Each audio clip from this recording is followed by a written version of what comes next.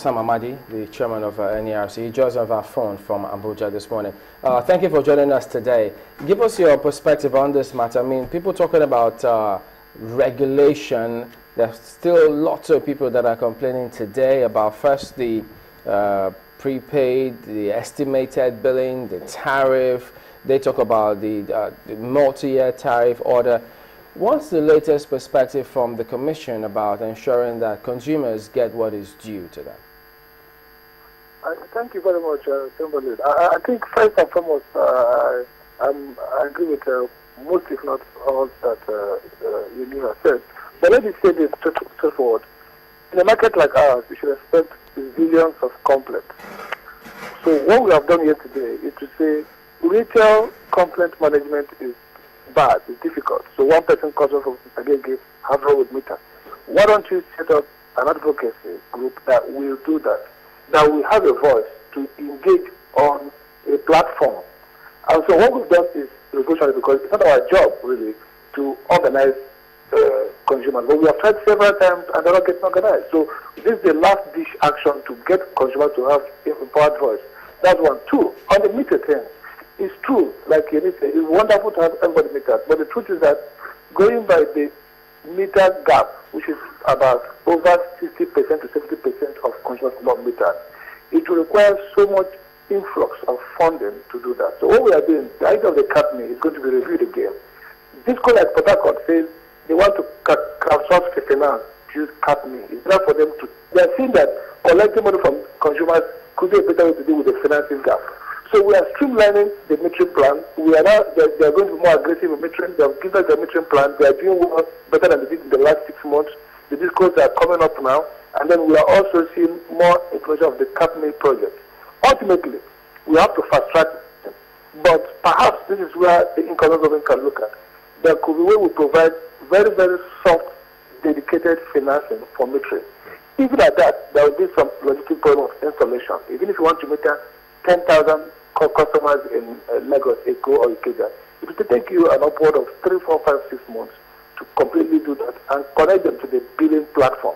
So I think first there should be some patience, but we need to work hard. But let me correct and encourage. You don't have to meter everybody before you increase tariff. And this is not increased tariff. Don't forget that our tariff is very cost inefficient. And what that means, that the investment that are going through metering, the investment that are going through distribution network strengthening, would be benchmarked on whether your tariff is already cost reflective. So what NERC did is actually to put a tariff where it ought to be at least. Then every increase will now be dependent on improvement on service. And that's why we froze the registered consumer tariff, because we felt that the crisis of overbilling, of metering is so that there could be no ethical, even if there's technical justification for that. Let me jump in at that point, just to follow up. You spoke about the tariff and complaints about tariff. If I remember properly, I think it's about a month or a little over a month now that the Commission, correct me if I'm wrong, did announce that there was going to be a 50% reduction in tariff. Well, people had to wait until 1 month for those who get their bills that way. They got the bills, nothing changed. Okay, let me answer that. I think I'm learning on this job that sometimes communication is difficult. See what happened.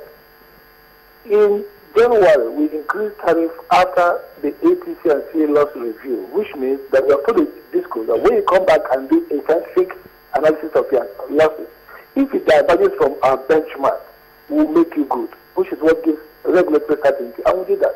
Now, when we manufacturers complain, don't forget that when we did that, we didn't allow that increase to happen from residential. So someone like you did not see that increase because we froze it for 6 months to allow improvement in the sector.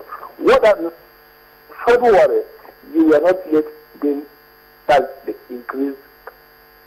In February, because of outcry of consumers, we went back to review our methodology, and we discovered that what has led to the escalation is actually increase in ATC and the collection loss. So the Commission now set collection loss at 0 and asked this group to come and prove that they are efficient, but that those losses should be passed to the consumer, no more automatic. And that brought down commercial and industrial consumer tariff in many places 50%, in some places 80%. It wasn't a 50% across the board slash. No, it's all varied according to the percentage of losses that technical collection losses contributed to the increase. So domestic. So technically, you as a residential consumer didn't see that reduction because there was no increase for you in January. But the commercial and industrial, we see that reduction. That's not the impression Nigerians have, Dr. Amadi. They thought that when that announcement came, they would see a reduction in their bills. That's the way they interpreted that announcement by your commission. No, if you see the increase, the reduction took effect from April 1st. That means you will see it in this month's bill. The bills for February, March remained high because the new change took effect in April, and it's only applicable for commercial and industrial consumers because they're the only people who saw increase in. Okay, so let's get your categorical comment. Will consumers get a reduction by, this is March? This is April. This is April. By May? By May, residential consumers will not get a reduction because there was no increase. They have to wait until June when they are free, when the ban on increase is lifted. Because you can't have a reduction when you have an increase. If I say that I'm not confused, I will be telling you a lie, Dr. Amadi. I'm just, wondering, because a lot of people did see then, were the papers wrong? NERC reduces tariff. Then we also heard that the distribution companies were kicking. What exactly was the story? Did you or did you not reduce electricity tariff? And if you did, by what percentage or what amount? I think more specifically would be the question. Okay. Yeah. Let me answer you. You know, some things in life is not simple. You see what happened? We reduced tariff, but it applied only to the category of consumers whose tariffs were increased in the first place. So residential, like me and you, did not see any increase in January because NEC froze their increase. It's only those consumers, industrial and commercial, who saw a huge hike.